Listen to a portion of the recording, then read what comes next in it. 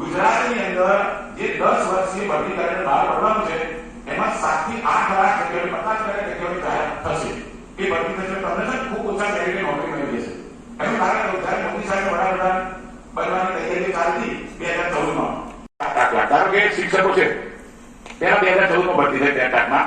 પછી શિક્ષકોની ભરતી છે 2019માં થઈ. અત્યારે તમને ખબર કાલે આવતીકાલે જાહેર થવાની એની 24,700 શિક્ષકોની એક સાથે ભરતી કરવાની. ગુજરાત રાજ્ય કર્યું ત્યાંથી આજ સુધીનો રેકોર્ડ એક સાથે સરકાર ટેટ ટાટના 25,000 લોકોની ભરતી કરશે. સુધી 6,500 થી વધારે શિક્ષકોની કાર્યક્રમ ભરતી થઈ છે. કેમ અત્યારે 24,700 શિક્ષકોની ભરતી? કેમ કે આખી સ્કૂલો જ ખાલી છે. બધા જ્યાં જતા કોન્ટ્રાક્ટ માંડવી વસ્તુ છે નહીં. બરાબર. બીજી વાત કે અત્યારે ગુજરાતની અંદર આખા ઇન્ડિયાની અંદર પ્રાઇવેટાઇઝેશન એટલું બધું ચાલે છે કે યુરોવાળા આખા વર્લ્ડમાં સર્વે કર્યું, ઇન્ડિયામાં સર્વે કરી છે.